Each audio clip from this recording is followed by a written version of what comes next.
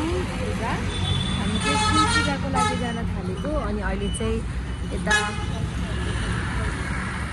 चिन्न सक्नुहुन्छ यो चाहिँ हाम्रो के छ भने हामी चाहिँ अहिले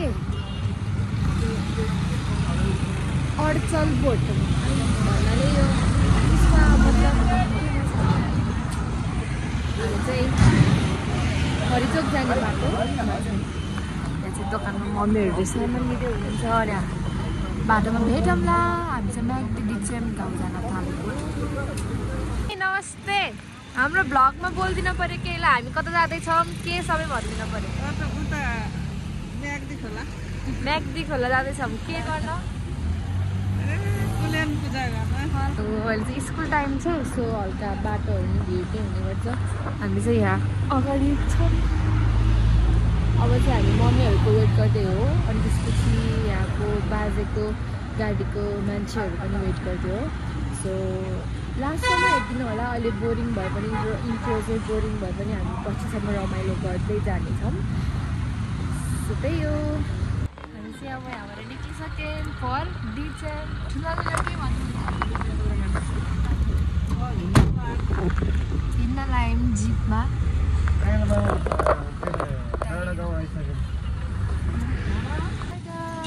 हामी चाहिँ अहिले बेनी बजार आइसक्यौँ एज यु क्यान सी अनि यहाँ चाहिँ हामी घर जानुहुन्छ बेनीमा आएर मम्मी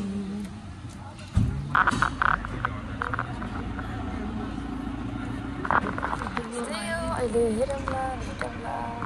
गाइस फाइनली हामी दरबार आइसक्यौँ अब चाहिँ हामी यहाँबाट डिचेम जान्छौँ अनि म चाहिँ यहाँ सामान कुटेछु यो सामान मम्मीहरूले सामान नै लिइरहनु छ पूजाको लागि भनेर।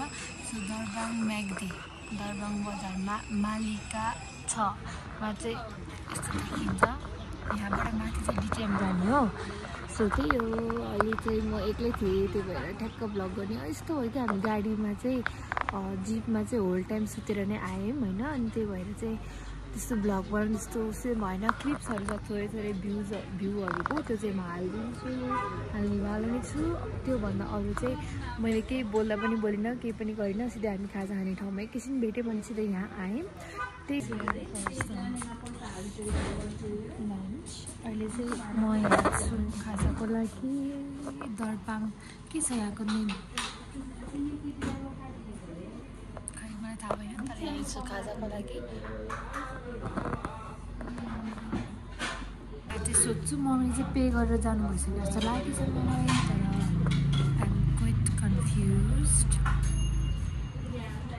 Walking alone in the road of Darbang भनेर भ्लग जान्छ क्या हो। मजाले दरबाङमा एक्लै हिँडिरहेको छु है एक्लै। यहाँ चाहिँ मेरो मम्मी हुँदो रहेछ खाजा समथिङ केही किन्दै म चाहिँ यहाँ छु।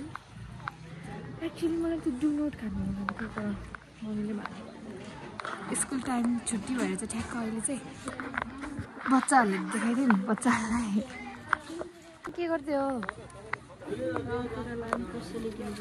यो खान पाइन्छ हामीले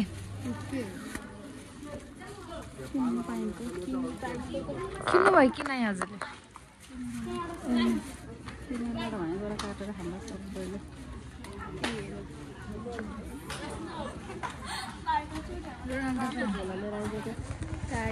मलाई लिटरली साइड चाहिँ भएको छैन तर मलाई के भइरहेको छ भन्दाखेरि चाहिँ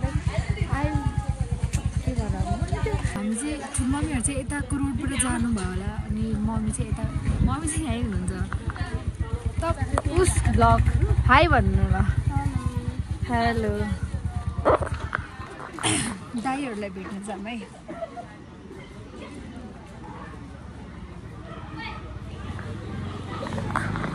मलाई चाहिँ लास्टमा हेलो दाई सङ्गीता ब्लग्स छ नाम चाहिँ दरबाङ अहिले हामी दरबाङ छौँ जाँदै चाहिँ कता रे डिचेम। मम्मी कता जानुभयो नमस्ते आमा चिन्नुहुन्छ हो म लक बहादुरको नातिनी एक्लै हो चिन्नुहुन्छ ल ल आमाले चाहिँ चिन्नुहुँदो रहेछ अब त्यही त हो पहिलाको मान्छेहरूलाई धेरैजनाले चिनिरहेको हुनुहुन्छ अनि त्यसपछि अझै हुन्छ नि बुझ्नु है मैले के भन्न खोजेँ भने त्यो कि एउटा बुढी आमाले हाम्रो लोकबहादुरको कुन चाहिँ नातिनी हुँदैको मतलब मैले भनेको म लोकबहादुरको नातिनी भनेर चिन्नु भएको कि यत्रो बुढो एजमा पनि एउटै नातिनी हो भने कता जानुभएको थियो अघि डरबाङ बजार एक्लै घुम्नुभयो मैले नलिकिन ल ठिकै छ आन्टी हजुरलाई कस्तो फिल हुँदैछ सबै खाली होइन त हामीले नै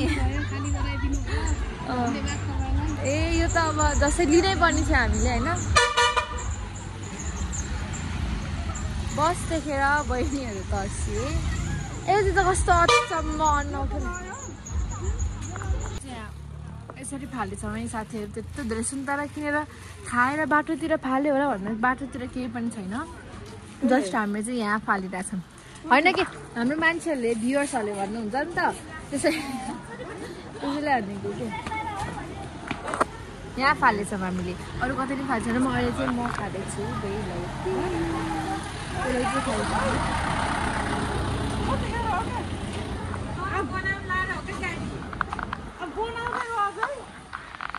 गाडी बन्दै पनि छ अरे अनि त्यसपछि चाहिँ हामी जान्छौँ यता मम्मी कहाँ जानुभएछ गाइस ओह मम्मी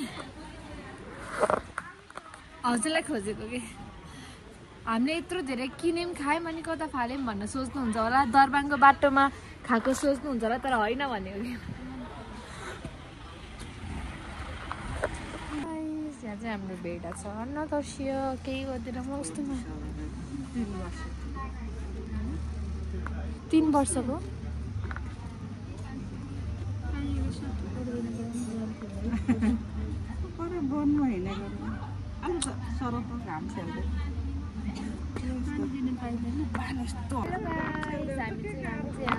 भेडालाई घाम छेकिदिँदै हो किनकि कति बेला 1-2 घन्टा त भयो होला है 1-2 घन्टाबाट के 30,000 कमको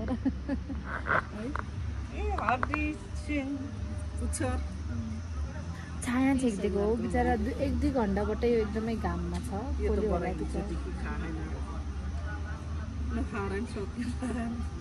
एकदम दूर मान्छन् के जानले साथी छोडेर हो खाँदै खान्न हो नि खाँदै खान्न दिए भने नि खादैन हो नि खाऊ मसित साथी मसित साथी भन्यो कि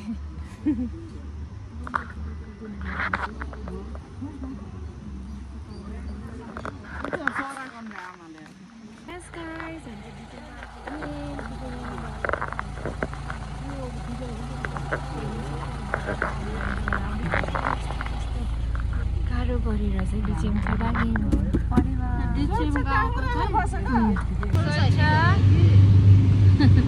हाफ ड्राइभर हाफ इच्छा बसेर गाडी प्याक भएर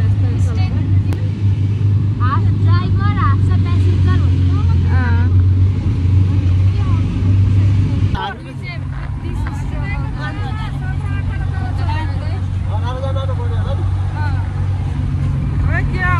यता गाउँतिर चाहिँ सानो सानो भाइ बहिनीहरू चाहिँ गाडीहरू भेट्यो भने लिफ्ट माग्ने यस्तो चलन रहेछ र हामीले पनि सानो सानो बच्चाहरू भेट्यौँ सो हाई गाइस यहाँ त हाई भन्नुपर्छ नि बल्ल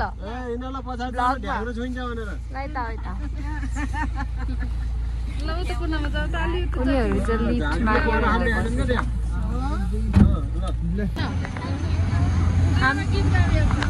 एउटा गीत गाउनै पर्छ ल छिटो गाइदो एउटा गीत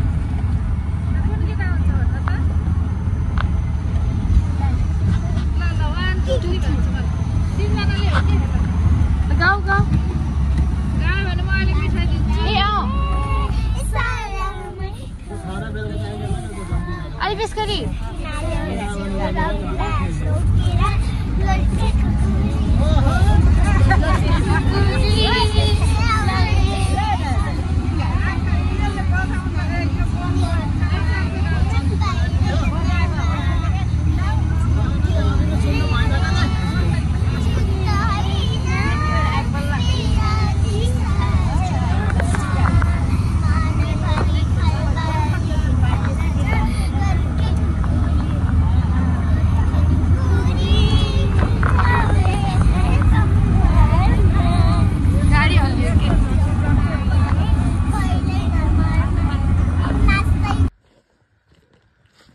हामीहरू चाहिँ सामानहरू लिँदै सिप लिँदै चाहिँ बिस्तारै बिस्तारै घरतिर लाग्यौँ अनि बाटोमा रमाइलो भयो। घर आउने बेलामा सानो सानो क्लिपहरू लिँदै अनि फाइनली घर पुग्यौँ। गाइस हामी चाहिँ आइसक्यौँ रे गाउँ घर डिचेम गाउँ घर आइसक्यौँ।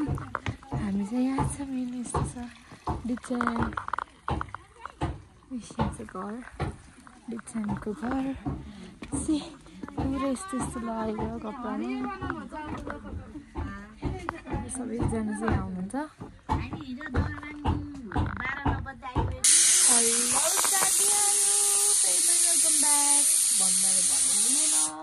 अघिनैबाट वेलकम नै चलिराखेको छ। अहिले चाहिँ as you guys can see म चाहिँ अहिले यहाँ छु। घरमा त मैले केही पनि गरेको छैन। यहाँ चाहिँ हाम्रो दाल पाक्दैछ अनि यहाँ चाहिँ म यस्तरी गीत सुन्दै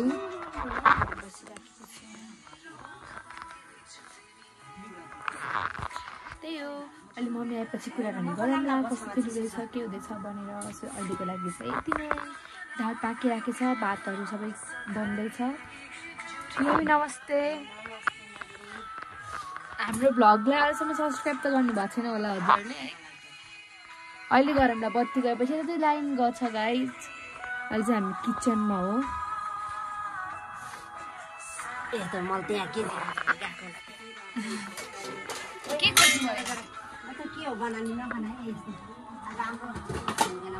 ब्लग हो कि हेलो मम्मी गाउँको घरमा कस्तो फिल हुँदैछ हजुरलाई?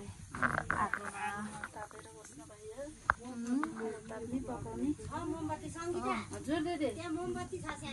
आगो ताप्ने गाउँको पोहोरमा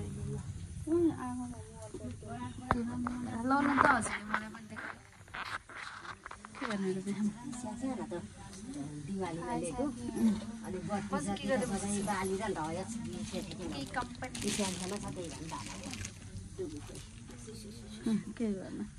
सुन्नु भएन।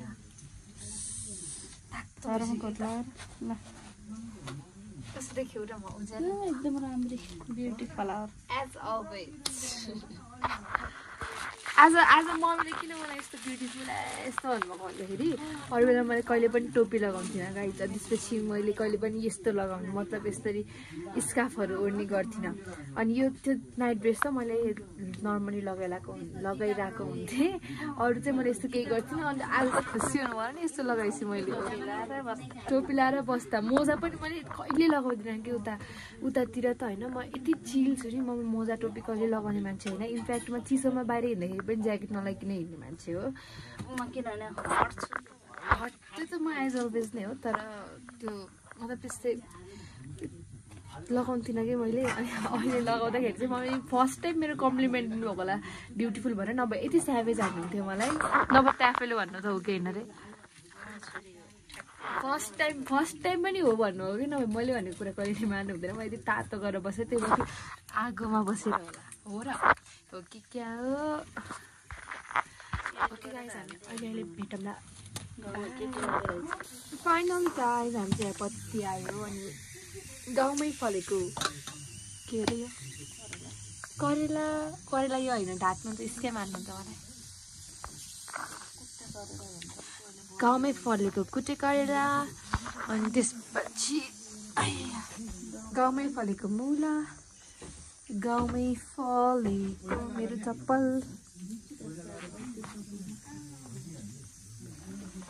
गाउँमै फलेको साग साग छ। गाउँमै फलेको आलु हो र होइन होला। गाउँमै फलेको मकैहरू। वाह you can see the view हजुर। हेलो गाइज अब चाहिँ हामी हाम्रो लास्ट पार्टतिर आइसक्यौँ। लास्ट पार्टतिर आइसक्यौँ भन्दा नि हाम्रो चाहिँ अब भ्लग इन्ड हुने टाइम आइसक्यो। सो आजको लागि चाहिँ यति नै। हामी चाहिँ आज जस्ट के भयो भन्दाखेरि गाउँमा आयौँ, त्यो वाला मात्रै भ्लग भयो, किनकि हामी बेलुका बेलुका आयौँ। गाउँ डुल्न यस्तो केही पनि गर्न पाएनौँ। त्यो माथि हामी त कुल पूजाको लागि आएको हो। त्यति धेरै हामीले इन्जोय गर्यौँ, त्यस्तो केही छैन। तर जे होस्, हामी डेली लाइफमा केही इन्ट्रेस्टिङ केही गरिरहेछौँ, कतै गइरहेछौँ भन्ने चाहिँ हजुरलाई देखाउने मोटिभ भएर मात्रै हो बनाएको भ्लग चाहिँ। सो अब चाहिँ म भ्लग एडिट गरेर च्याटचुट पारेर हाल्छु भ्लग। By guys.